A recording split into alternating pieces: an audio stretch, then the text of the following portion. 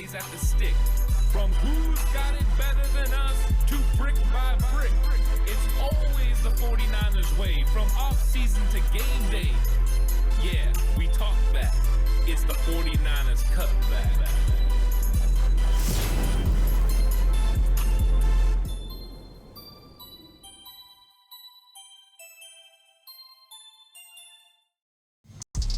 It's 49ers Cutback podcast time. Welcome to the show, everyone. We're going to answer your draft questions in this episode. So I put it out there for everyone. Hey, if you have questions that you want me to answer, go ahead, go to the YouTube page, leave them. And you guys did not disappoint. Lots of great questions that we're going to be able to get into as we build now towards the draft. We're under a week away. And I think that's an exciting time of the year where everyone has optimism. But there's so many questions still to answer about this draft, and I'm going to keep it as real as I can. There is absolutely no way that I know what's going to happen in this draft. I just have ideas. I have, things that I'm honing in on, and I'm looking forward to kind of putting together a final mock draft next week that goes with all the information that I've had. But these are some good questions that can help us determine the direction the 49ers are going. And I love the interaction. I love that everyone's coming up with questions because there's just a lot still to try to figure out about this draft. So this is going to be a fun one. This is completely led by you. You send in the questions. I'm going to answer them to the best of my ability. Some of them are obviously going to be my opinion. Just for reference, I do try to look everything through a 49ers lens. So when you hear those takes, just remember that's how I'm viewing it. Maybe I might personally have a little bit of a different opinion on some prospects than maybe the 49ers will. And if I have a different opinion, I'll try to display that and say that, hey, this is my opinion, or this is what I think the 49ers think, because I think it's important to try to look at things through a 49ers lens. I'm a former offensive line coach. Of course, I coached a lot of positions, but, that was what I kind of broke into coaching with. So I always see offensive line. I always get excited about building offensive line. But I was a former play caller as well, so I do know that it takes skilled players. I know it takes the defense getting off the field, and so there's a lot of things that go into, building a football team. But that's why I love this process. Where do you go? What do you do? How do you build a team? It's going to be a lot of fun. It's all your questions. Please like and subscribe to the channel if you haven't already. I really appreciate it. If you're listening audio platform, 49ers Cutback on Believe Network, please give it a 5-star rating. And if you are going to bet with Bet Online. Bet Online is the world's most trusted betting platform and your number one source for all your sports betting action. Baseball season is in full swing, and we're into the home stretch for NBA and NHL playoffs. We have more ways to stay in on the action on the latest odds, news, and scores, even live in-game betting while the games are being played. With the largest selection of odds on everything from Major League Baseball, NHL, and UFC, BetOnline remains your number one source for all your sports wagering info. In between games, head on over to the online casino with all the top Vegas-style games, including poker and live casino. BetOnline, the game starts here. So these all come from the community page where I, just put it out there. Hey, this is, I'm interested in doing an episode where I answer your questions, and they just came in, and the very first one comes from 49ers Faithful Forever. Josh, and Josh is one of the best researchers. He's got a lot of information, and one of his best players, our favorite players in this draft, maybe his favorite player, is Nick Scorton from Texas A&M. And my very first mock draft that I did, I took Nick Scorton out of Texas A&M. Now, I think in the process, Nick Scorton has slipped a little bit, where you got teams at the end of the first round that are meeting with him, right? The Philadelphia Eagles, who are picking 32, they met with him as one of their 30 visits. So his kind of range is somewhere between 25 and 35, seems to be the range for Nick Scorton. But Josh asked this: better Texas A&M prospect, Nick Scorton or Shamar Stewart? And I think that this one is going to be pretty simple to figure out when you're talking about actual technique and actual play on the field right now. Nick Scorton is the better prospect because he's more detailed, he's more technical with his moves. He's got a lot of ability to be able to get after the quarterback. He did produce at Texas A&M, a school that really no one produced. But you got to go back to watch Nick Scorton as well at Purdue, where he was a double-digit sack guy. Now he goes to Texas A&M. He puts on a little bit of weight. and he plays bigger, right? He plays a little bit heavier. Then he goes to the combine and he loses all that weight, gets down to about 260, and all of a sudden you're seeing more nimbleness, more athleticism from Nick Scorton than maybe you saw on film at A&M. So there is a athlete there with Nick Scorton. He's got a great inside move with a great spin. I think that's what makes him a better prospect right now.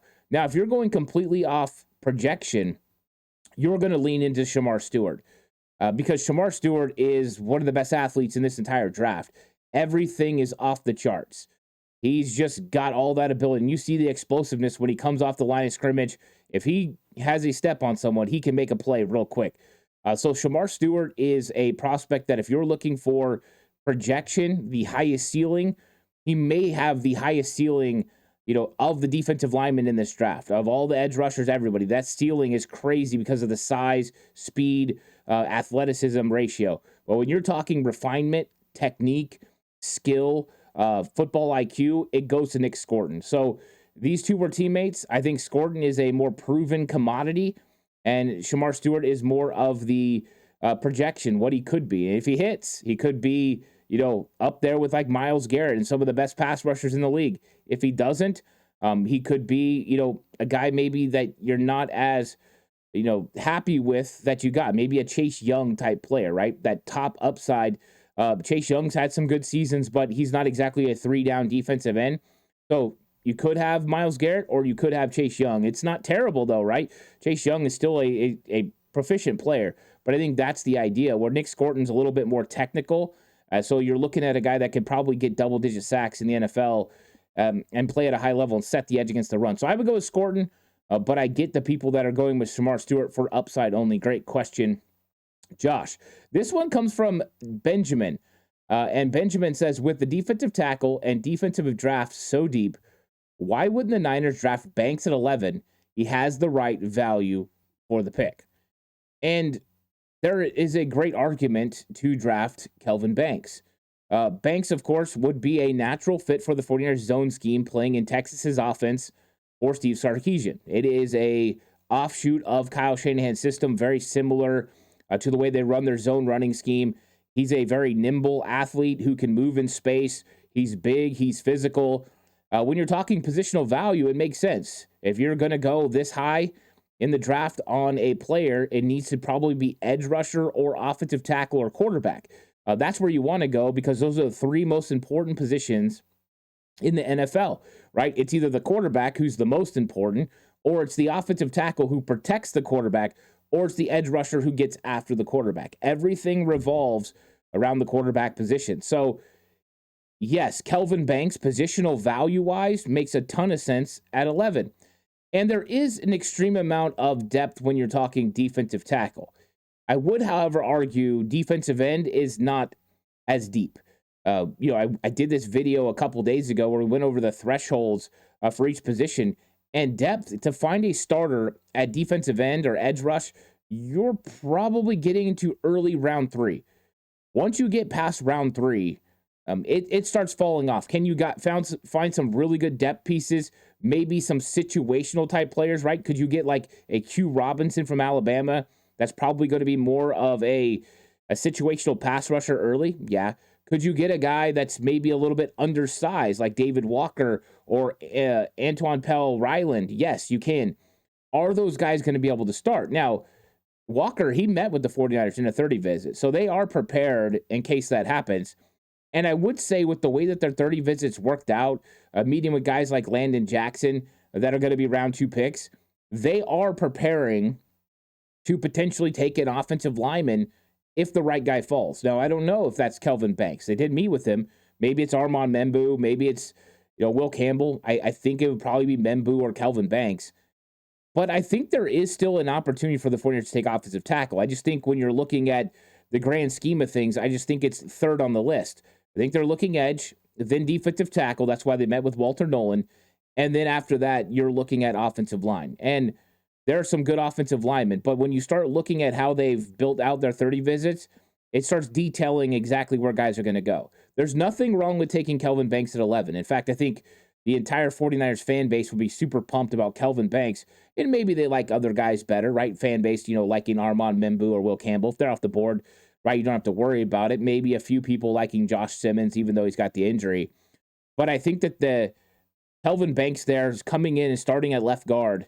I do think he would start day one at left guard, and I think that he would be prepared, whether that's next year to take over for Colton McKivitz at right tackle or to eventually take over for Trent Williams. And it could be both, right? You move on from Colton McKivitz next year, Banks slides over there. The following year, Trent Williams retires. You move him out to left tackle, and he's your left tackle of the future. I think that is a legitimate opportunity for the 49ers to take. So I don't think that's off the table. I just think right now they're looking edge, D tackle, and offensive line.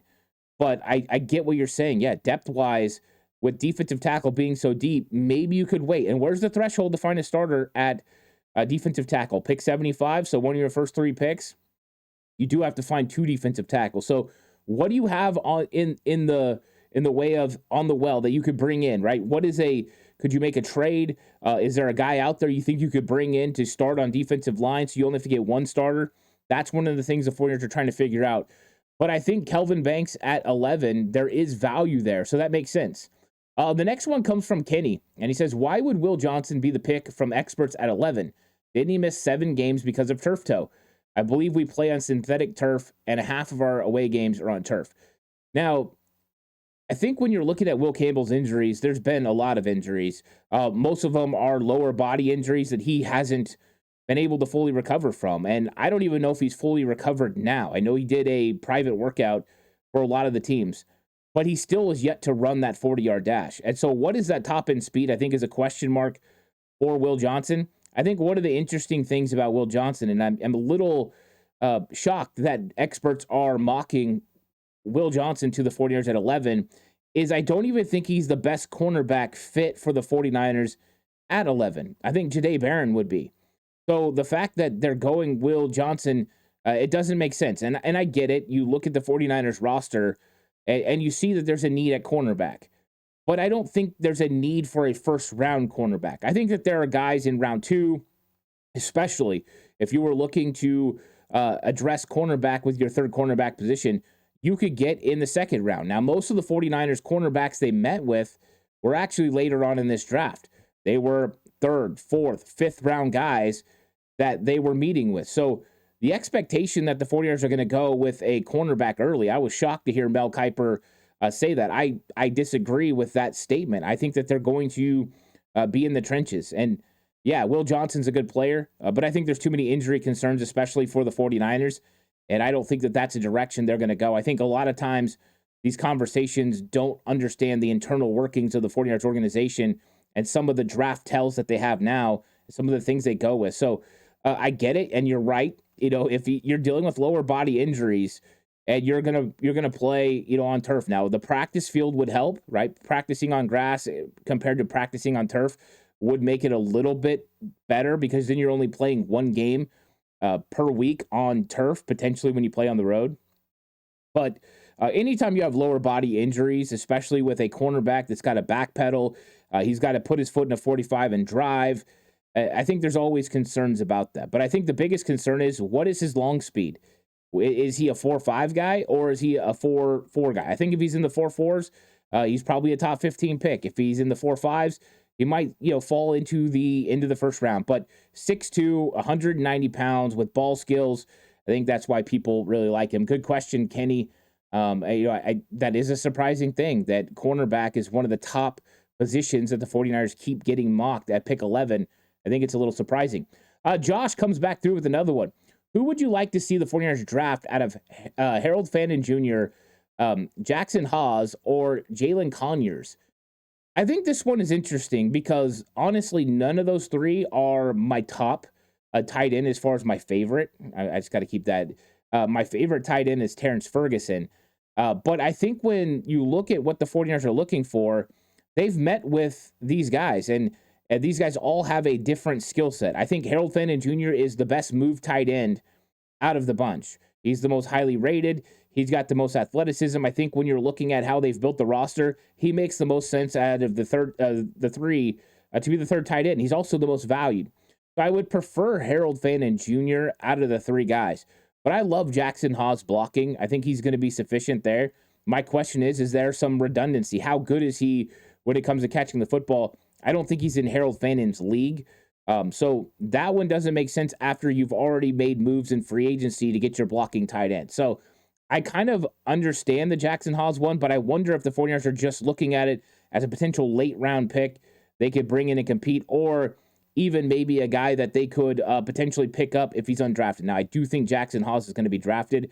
I think somewhere in round, into round 5, early round 6, I think there's a chance Jackson Haas goes. For Conyers, I think he's a great talent. I think the 49ers would definitely be interested in him. And this is one of those things you have to make sure you do. There might be a case where you would love to take Harold Fannin Jr. in the into the 3rd round, but you've got somebody else there, a defensive lineman you think can start, or an offensive tackle that slipped, and you're just like, you know what, we can't go tight end right now. So you have to be prepared. And if you have Conyers later on that you could look at and say, hey, we missed him here, but we're going to go ahead and get a player later. We don't love him as much as Harold Fannin, but he could still be very good in our system. And I think that's what they do. So I would go Fannin is the number one guy there. I would actually prefer Conyers over Jackson Haas because of some of the move ball abilities. But I get it with Haas. Like, he's a really good blocker. GOC 1230 said, besides defensive tackle, what other position would you say they double up on? So, okay, this is a good question. I think defensive tackle, they almost have to double up on. I think there's a couple other positions that make sense for them to double up on, and I think one of those is linebacker. I get it. You've signed some depth, but you've got to make sure that you're getting some dudes that can make an impact. And so getting guys at linebacker is important because I don't know how much you're counting on Jalen Graham for depth, but linebackers also help with special teams. And I do think you need to, especially with a late round linebacker, need to get a super athletic linebacker that can help you on special teams and that can fill out this roster that's got upside. And so I think that they need to land on 2 linebackers potentially. I think the other position where they could double up because of depth reasons, besides defensive tackle, is cornerback. I think cornerback, you could easily take a guy that can play boundary and a guy that can play nickel. You need a guy that can play inside in case Deommodore Lenoir misses time, heaven forbid. But you also need a corner that can play on the outside that could potentially be cornerback 3. So I think those 2 positions make a lot of sense. Plus, you carry a lot of players in those positions. So you'll carry the 5 cornerbacks, 6 cornerbacks on your roster, 5 or 6 linebackers. I think those make sense to double up, especially when you look at the lack of depth. So defensive tackle, I think you could double up a defensive end. I don't want to ignore that one as well. I think those would make sense. So that's a good question. Thanks for asking, GOC. Kev Classic asks, does next year's draft have better O linemen? And if so, does that impact how the 49ers spend their first pick? I think that's always something they look into. And it was last year that people were talking about, how did the 49ers ignore defensive tackle in the draft? They did not address defensive tackle. They went another route, right? They brought in Malik Collins via trade. They had Javon Hargrave. They brought back Kevin Givens. And really, their one move was Evan Anderson as an undrafted free agent. But looking ahead, everyone knew defensive tackle was going to be a huge volume and very good as long as everyone came out. You look at next year, and yes, it's a very talented offensive line draft, right? Next year is all about quarterback, is going to be much better quarterback draft and a much better offensive line draft. So the 49ers could be looking ahead, and that's one thing that they do take into consideration. What do we need now, and what can we get later? And you have to try to figure out where you're potentially going to pick, right? So the 49ers know this year is the one time we're going to be this close to the top 10. We think, they want to be in the late 20s or 30s next year drafting. So with that thought process, is there going to be a talented tackle that's good enough for me to take in the late first round that's going to be as good as a Kelvin Banks or an Armand Membu? And I think that is something they take into consideration. But depending on what your needs are now, you might value waiting till next year. So I do think that plays into their thought process, because next year is a better offensive tackle draft. 2 years ago was fantastic, or last year was fantastic. This year, it's average. I think that these guys would have competed to be first-round picks, but there were some guys that went ahead of them that were definitely superb. Joe Alt against everybody would have been the number 1 tackle. I don't care which draft he's in last year or this one. He's the number one tackle. And I think that there were some other guys as well, like Fashanu, who probably would have been in that sort of category as well. So, yeah, I think that there are better offensive linemen that they could potentially go with.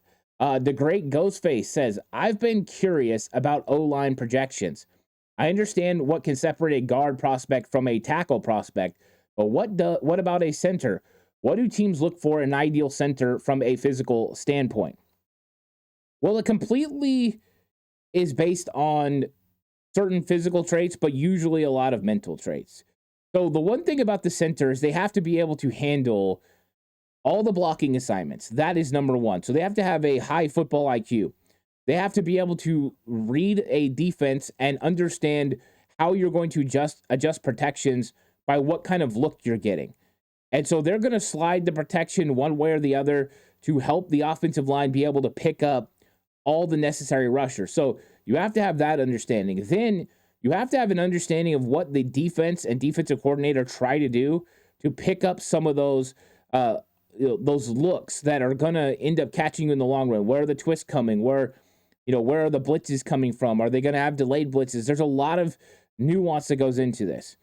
So there's the mental part of it, and a lot of it is calling the blocking scheme at the line of scrimmage. That's number one. Then if you have that football acumen, then number two is going to be the physical traits. Now, it depends on what system you're playing in.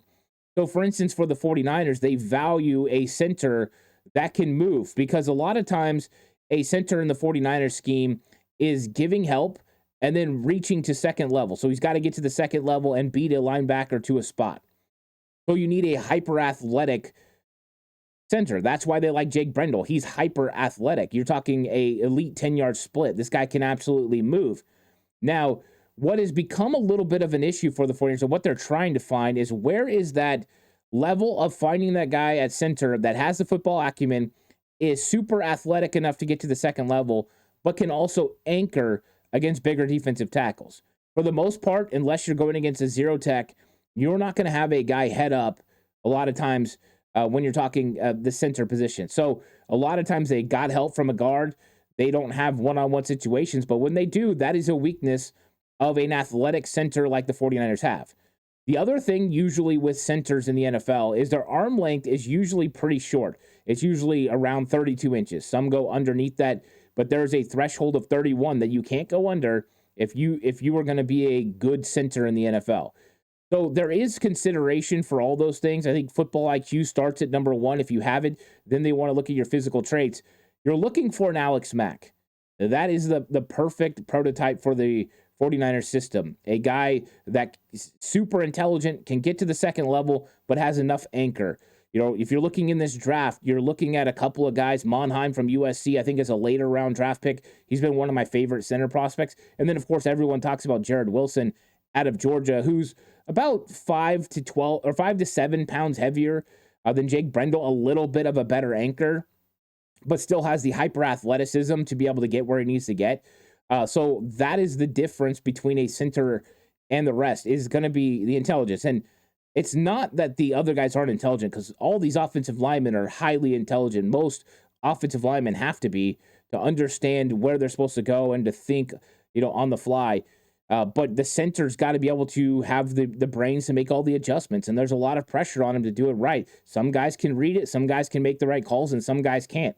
And that's the difference between a center and a guard. There are a few attributes as well. You need your guards, especially the 49ers have learned to have a better anchor than the center. The center can have the least or the worst anchor of the 5 offensive linemen. So that's something to consider. But that is a difference, and that's a good question on what they look for in an ideal center.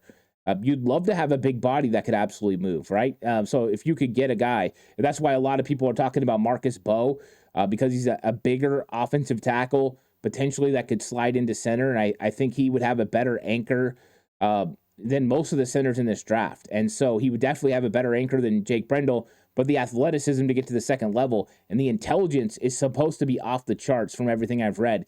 So that's why I think the 49ers met with him. He could also be a swing tackle, but could be an eventual center prospect as well. This one comes from Peanut Jeff. How likely do we think 3 quarterbacks come off the board in the top 10 picks? And does this potentially push anyone new down the board Which edge would Ant select in round 2? I feel there's a bigger drop-off if you wait until round 3 or later. It's a great question. And I do think 3 quarterbacks going in the top 10 would be huge. I tend to believe that only 2 are going to go in the top 10. I think that you're probably going to get Cam Ward and Shedeur Sanders. And I think Sanders probably around pick 9, and the Saints might go there now. I thought that the Saints would be in play for Jackson Dart. But I think that now you've got a couple of teams that might go Shedeur Sanders if he starts to slip. And there's a chance Shedeur Sanders actually slips out of the top 10. So I don't think there's a high likelihood now that 3 quarterbacks are going to go top 10, even though I shouldn't say that because last year it was crazy and 5 quarterbacks went in like the top 15 picks. It was nuts. So there's always the offshoot chance. And if that happened, yes, it would push very talented players into the 49ers' lap potentially. All of a sudden, you might have a guy like Mason Graham slip a little bit. You might have, another guy that maybe you like at the position, maybe like a Armand Membu slide a little bit. So there are opportunities potentially for that to push guys down. Now, when you're talking a second round defensive end, I think there's a couple of guys that stand out to me right away. First off, does Donovan Ezeraku make it to the second round? If Donovan Ezeraku makes it to the second round, I love that player. 16 sacks at, I went blank on Boston College. There we go. Phenomenal play there in the ACC. But he's got the length of the arms, the bend around the corner. I think he plays with great leverage. He plays the run pretty well. He's the Mike Green version of a player in round 2. So I like him. That I don't know if he'll make it though. I think he might be a end of round 1 guy. I think that there's too much talent there, too much bend for teams to miss on. So after that, who would it be? You got Landon Jackson, of course, who is a big defensive end, played at nearly 280 pounds. I think he's going to play about 265 in the NFL. Sets the edge well against the run. He is not a guy that's got bend. He doesn't, right? He's a lot like Mikael Williams, where you don't see the bend on film. Now, with Mikael Williams, he was playing a 5-tech or a 4-eye for Georgia. So it's a little bit different responsibilities. He wasn't playing in a wide 9. For Landon Jackson, it's a little bit easier to see him play on the edge. And so I think that that's the question mark. The 49ers did meet with him, and I think he's got some pretty good technique where he's able to win with power, and he's got some good handwork that he could be a proficient pass rusher in the NFL. I don't know if he's a consistent double-digit guy, but I think Landon Jackson could be a 7.5 to 8 sack guy per year, especially rushing opposite of Bosa. But the one thing I know about him, he would stop the run really well. So you would have 2 good edge setters with Bosa and Jackson. Jackson is a 3-down defensive end, but I think I would love to have him be a little bit more proficient with speed off the edge. But I like the player overall. So yeah, Landon Jackson would be a guy. The other guy I like in that range is JT Tuimoloau from Ohio State. I think Tuimoloau is coming on. I think he's got the ability to win around the edge. 12 sacks last year for Ohio State. And when the lights got bright, that's when he got the best. He played lights out down the stretch. And he did have a great pass rusher opposite him. So we've seen what happens if he gets singled up. He can win. Now, he's an effort guy. He's not going to be a guy that wins consistently with Ben, but he does have Ben. He's got pretty good handwork. You can't play at Ohio State without getting the technical part of the game down. So he's got the ability to really make some plays. So those would be 2 guys that I would be considering at the position.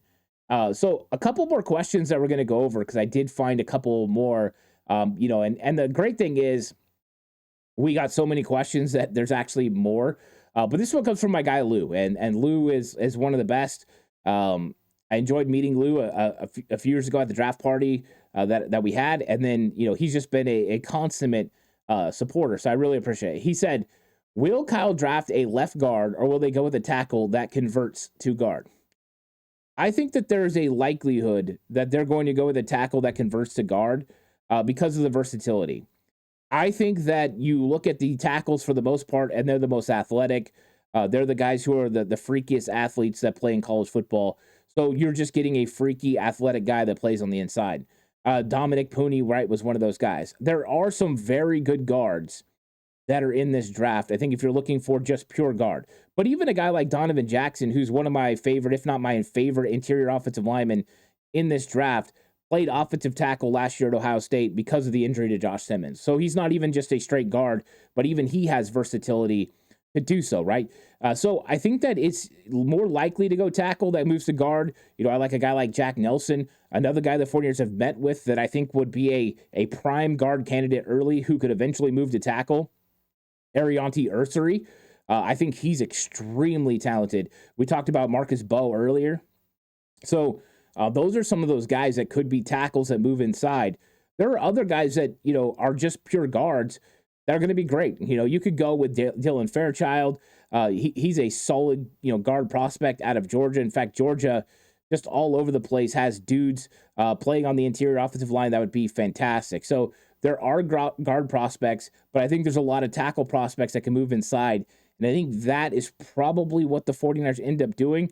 But there's good enough guards in this draft that they could just go with a straight guard. But I think they like the versatility of getting one of those hyper athletes that can move inside. That was a really good question. And so I like that one a lot. And let me see if there was any more that I wanted to touch in this. I think that's going to, well, let's see. Yeah, I think that's going to be it for this one. I was going through all the questions. I was trying to make sure that I got everything down. But, of course, we're going to end up getting more in the future. So if you have more questions, always leave them in the comment section down below, and we'll just keep going through it. I appreciate all the questions. I thought you guys did a fantastic job.